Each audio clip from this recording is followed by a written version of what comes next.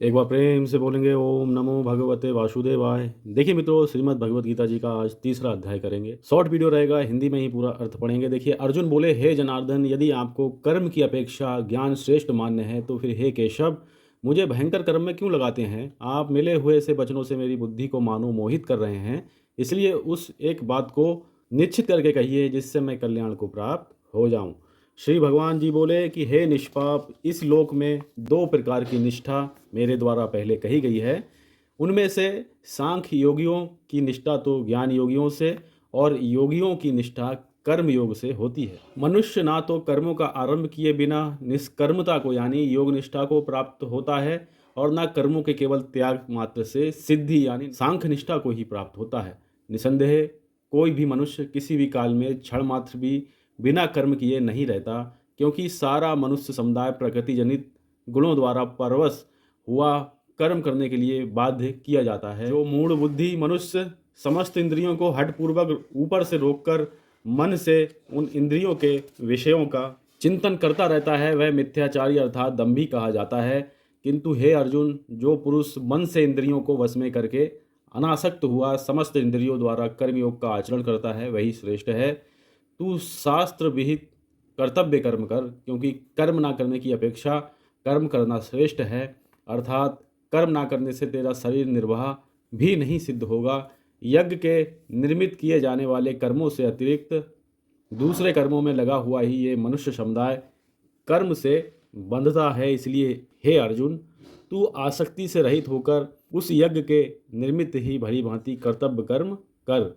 प्रजापति ब्रह्मा ने कल्प के आदि में यज्ञ सहित प्रजाओं को रचकर उनसे कहा कि तुम लोग इस यज्ञ के द्वारा वृद्धि को प्राप्त हो जाओ, और ये यज्ञ तुम लोगों को इच्छित भोग प्रदान करने वाला हो। तुम लोग इस यज्ञ के द्वारा देवताओं को उन्नत करो और वे देवता तुम लोगों को उन्नत करें।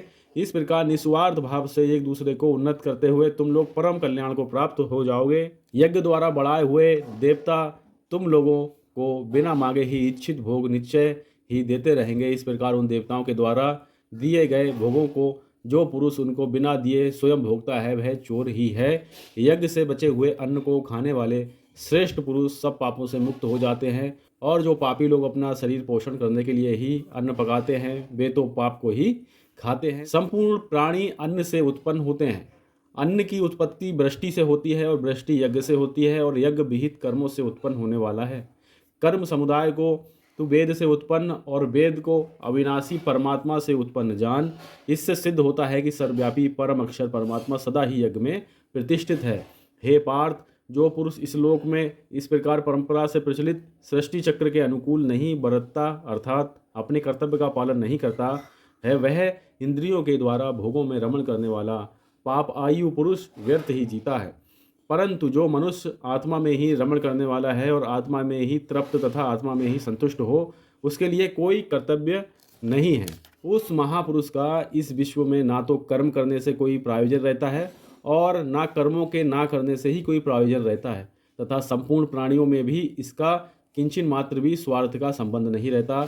इसलिए तू निरंतर आसक्ति से रहित होकर सदा कर्तव्य कर्म को भली भांति करता रहे, क्योंकि आसक्ति से रहित होकर कर्म करता हुआ मनुष्य परमात्मा को प्राप्त हो जाता है। जनक आदि ज्ञानी जन भी आसक्ति रहित कर्म द्वारा ही परम सिद्धि को प्राप्त हुए थे। इसलिए तथा लोक संग्रह को देखते हुए भी तू कर्म करने के लिए ही योग्य है, अर्थात तुझे कर्म करना ही उचित है।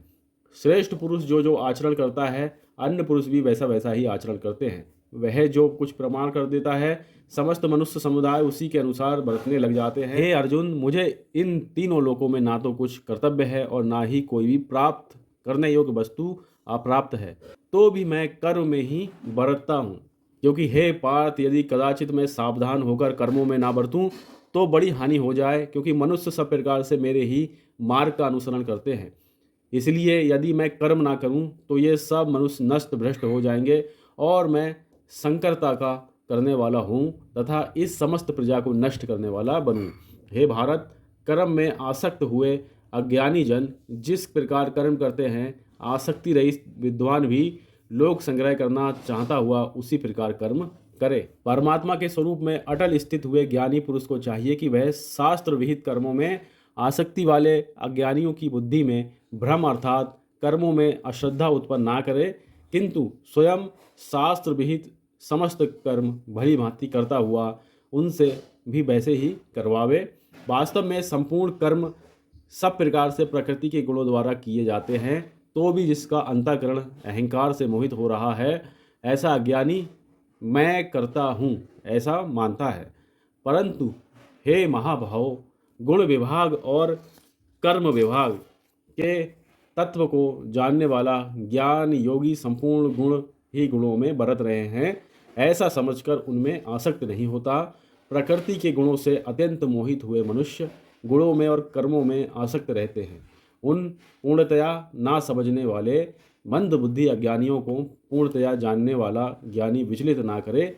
मुझ अंतर्यामी परमात्मा में ही लगे हुए चित्त द्वारा संपूर्ण कर्मों को मुझ में अर्पण करके आशा रहित, ममता रहित और संताप रहित होकर युद्ध कर। जो कोई मनुष्य दोष दृष्टि से रहित और श्रद्धा युक्त होकर मेरे इस मत का सदा अनुसरण करते हैं, वे भी संपूर्ण कर्मों से छूट जाते हैं। परंतु जो मनुष्य मुझ में दोषारोपण करते हुए मेरे इस मत के अनुसार नहीं चलते, उन मूर्खों को तो संपूर्ण ज्ञानों में मोहित और नष्ट हुए ही समझ। सभी प्राणी प्रकृति को प्राप्त होते हैं, अर्थात अपने स्वभाव के परवश हुए कर्म करते हैं। ज्ञानवान भी अपनी प्रकृति के अनुसार चेष्टा करता है, फिर इसमें किसी का हठ क्या करेगा। इंद्रिय के अर्थ में अर्थात प्रत्येक इंद्रिय के विषय में राग और द्वेष छिपे हुए स्थित है। मनुष्य को उन दोनों के वश में नहीं होना चाहिए, क्योंकि वे दोनों ही इसके कल्याण मार्ग में विघ्न करने वाले महान शत्रु हैं। अच्छी प्रकार आचरण में लाए हुए दूसरे के धर्म से गुण रहित भी अपना धर्म अति उत्तम है। अपने धर्म में तो मरना भी कल्याणकारक है और दूसरे का धर्म भय को देने वाला होता है। अर्जुन बोले कि हे कृष्ण, तो फिर ये मनुष्य स्वयं ना चाहता हुआ भी वलात लगाए हुए की भांति किससे प्रेरित होकर पाप का आचरण करता है।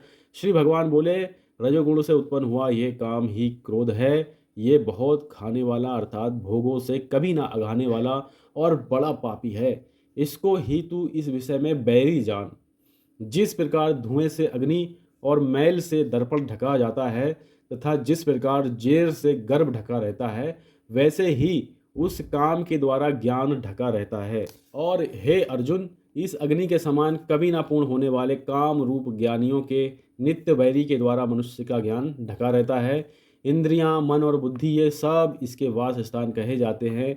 ये काम इन मन, बुद्धि और इंद्रियों के द्वारा ही ज्ञान को आच्छादित करके जीवात्मा को मोहित करता है। इसलिए हे अर्जुन, तू प्रत्येक इंद्रियों को वश में करके इस ज्ञान और विज्ञान का नाश करने वाले महान पापी काम को अवश्य ही बलपूर्वक मार डाल। इंद्रियों को स्थूल शरीर से पर यानी श्रेष्ठ, बलवान और सूक्ष्म कहते हैं। इन इंद्रियों से पर मन है, मन से भी पर बुद्धि है, और जो बुद्धि से भी अत्यंत पर है वह है आत्मा। इस प्रकार बुद्धि से पर अर्थात सूक्ष्म, बलवान और अत्यंत श्रेष्ठ आत्मा को जानकर और बुद्धि के द्वारा मन को वश में करके हे महाबाहो, तू इस काम रूप दुर्जय शत्रु को मार डाल। ओम तत्सदिति। श्रीमद्भगवद्गीता सूपनिषत्सु ब्रह्म विद्यायां योग शास्त्रे श्री कृष्ण अर्जुन संवादे कर्म योगो नाम तृतीय अध्याय। यहाँ पे संपूर्ण हुआ। एक बार प्रेम से बोलेंगे ओम नमो भगवते वासुदेवाय।